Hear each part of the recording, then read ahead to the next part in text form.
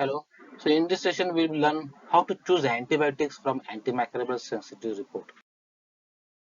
Let us first understand what is a susceptibility or the sensitivity report of an antibiotics. Antibiotics susceptibility is usually done by Diggs diffusion method, or it can be done by microbial dilution method. Microbial dilution method is the recommended method, but in resource poor settings, it's often the method employed is the Diggs diffusion method, wherein the clear zone around the antibiotic discs on the culture plate is used to measure or assess the sensitivity or resistance of the antibiotic against the particular organism that is cultured on the culture plate. Wherein in microbroth dilation, we get the minimum inhibitory concentration or MIC based on the growth of the organisms in the culture broths. So, what is the sensitivity report that we get? Let us analyze the result of the sensitivity report.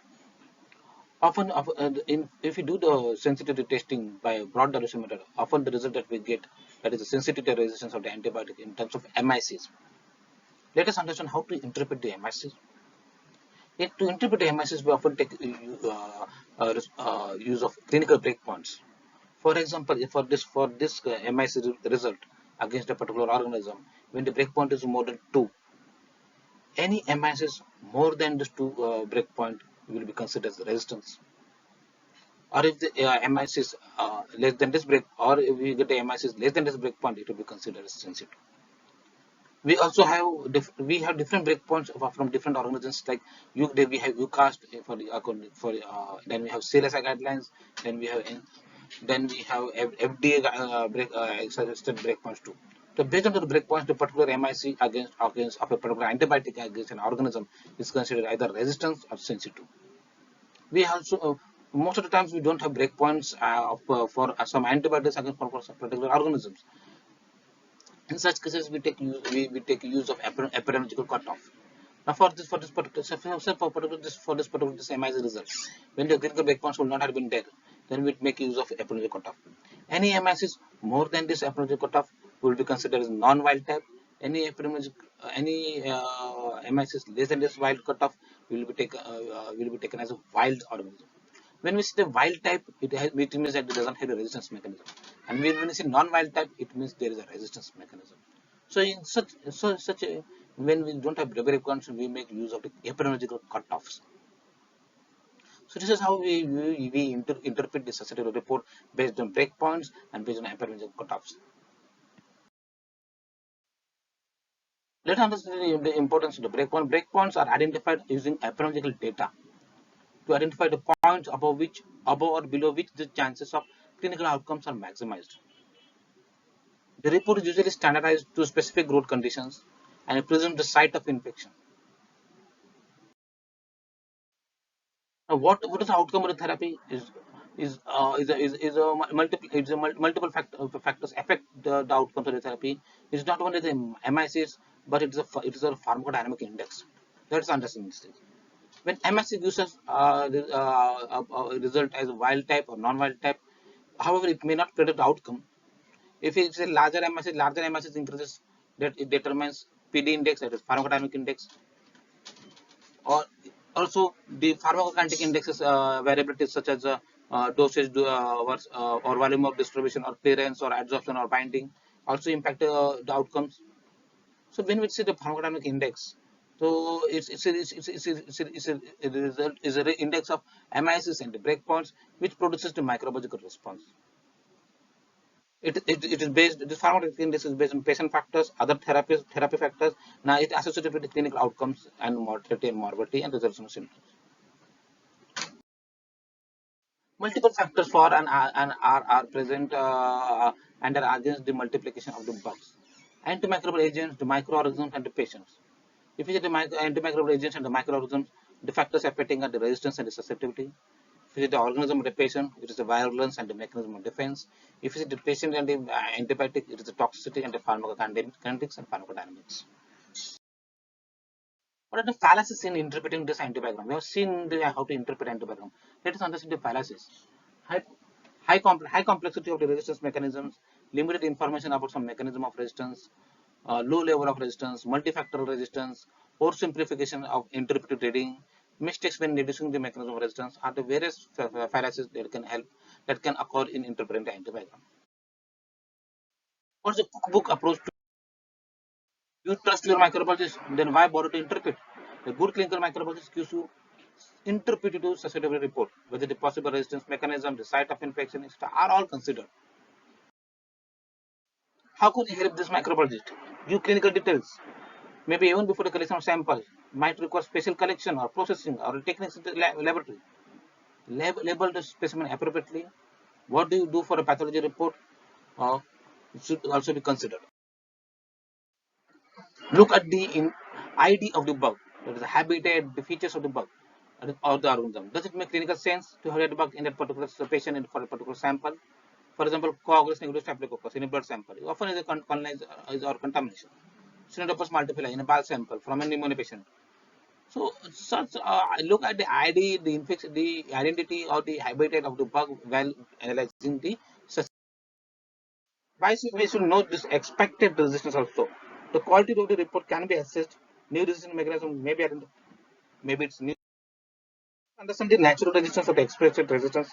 When you see Burkholderia cephacea, the most lethal organism, their natural resistance to ampicillin, amoxicillin, forgenesis, cephalosporins, colistin, and aminoglycosides, which are the most empirical prescribed antibiotics. So even if we say enterococcus species, enterococcus species are intrinsically or naturally resistant against cephalosporins, aminoglycosides, salicylates. So that is necessary to understand the expected resistance of these organisms. There are many such examples of expected resistance while which we have to take consider while interpreting the HT. Also, the methodology is important. Whether is the methodology acceptable for the drug profile? If drug bug combination does not have this diffusion criteria, they do not have serious or equal criteria for breakpoints. So, in such cases, ask the microbiologist: is the methodology acceptable for the particular drug bug profile? For example, penicillin for pneumococci, incisor, or endocarditis. The MICs are different. Colistin polymyxins, there are issues with the agar diffusions because these are thick molecules, these are thick antibiotic molecules. They diffuse poorly in the agars. So, but however, in the research portion is the agar diffusion that is used to test the antibiotics. Similarly, for tetracycline, there are no breakpoints established. So, microbiologists while interpreting this report choose the best antibiotic should achieve and concentration in the site of infection compatible with the patient's physiology. There are most common organisms that are isolated as Staphylococcus, Streptococcus, and Enterococci, while the common gram-negative bacilli, E. coli, Klebsiella, and understand the sensitivity. Say, for example, Streptococcus pneumonia. The sample is of blood or CSF. This is how the sensitivity we get. Penicillin, ampicillin are resistant, comicillin sensitive, erythromycin resistant. Let us understand how penicillin sensitivity is expected, but if it is resistant, then needs confirmation from reference lab. MS is needed to report and treat serious infections like meningitis and bloodstream infections. It should not be this diffusion method for Streptococcus. It should be broad dilution method. Simply for Staphylococcus, say for example, methicillin crocosine is sensitive, erythromycin is resistant, clindamycin is sensitive. How to cefoxitin? Cefoxitin resistant, that means it is a medicine resistant Staphylococcus aureus. So it is resistant against all beta-lactam group of antibiotics. Don't use any beta antibiotics, carbapenems and acetone. Look at the penicillin then. Penicillin was sensitive, so we can use Comixiclo and in methicillin sensitive Staph aureus. Look at the erythromycin. If it is resistant, then look for the report of D test. It is clindamycin indecisive resistance. If it is not there, then don't use clindamycin. Let us take another example of enterococcus. Penicillin, ampicillin, gentamicin are resistant. Linezolid is sensitive. Vancomycin is also. So no cephalosporins will be used for enterococcus unless in combination. If ampicillin is resistant herein, then vancomycin and teicoplanin is the choice. If it is from blood, look for the aminoglycosides. If from pus, linezolid will be choice. If vancomycin is an enterococci, then dactomycin will be the choice. If the sample is blood or urine, then ampicillin is sensitive, comicillin is sensitive, ceftazidime is resistant.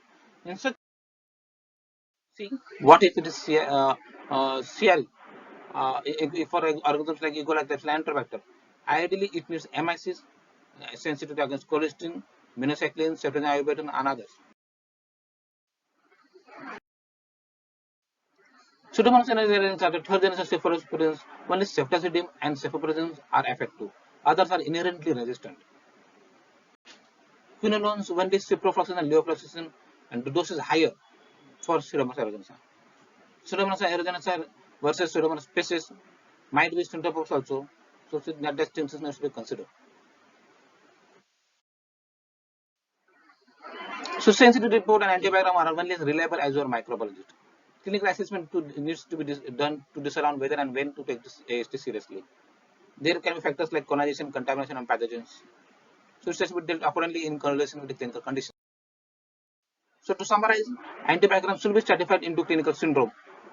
Provide reliable and complete clinical data to the microbiologist. Antibiogram should follow the rules of CLS and UCAS and other such guidelines.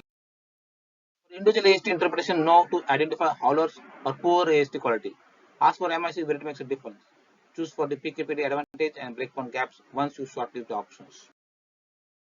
So that's all that was about in the session how to make use of the AST report while selection of the antibiotics. Thank you.